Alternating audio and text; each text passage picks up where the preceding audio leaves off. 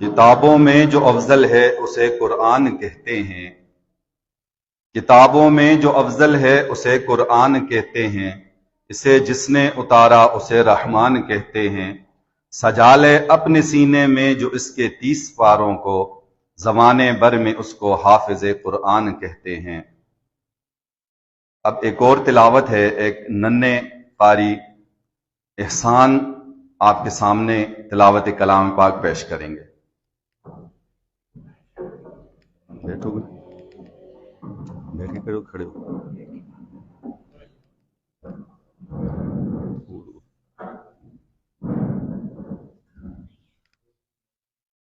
أعوذ بالله من الشيطان الرجيم بسم الله الرحمن الرحيم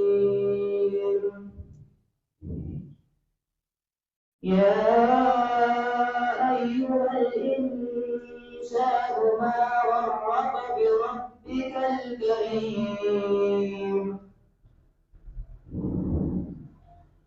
الذي خلقك فسواك فعدلك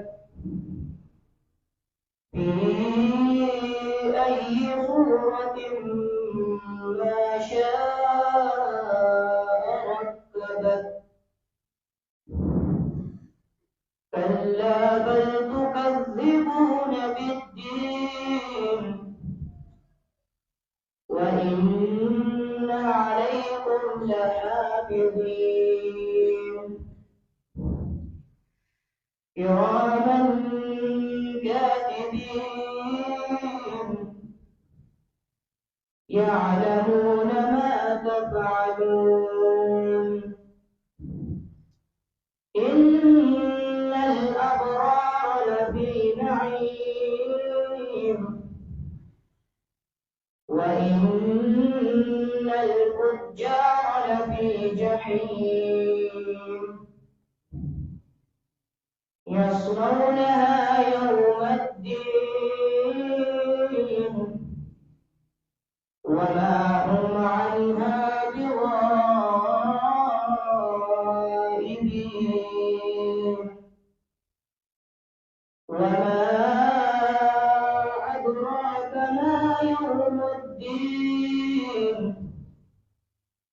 ثم ما أدراك ما يوم الدين يوم لا تملك نفس لنفس شيئا والأمر يومئذ لله صدق الله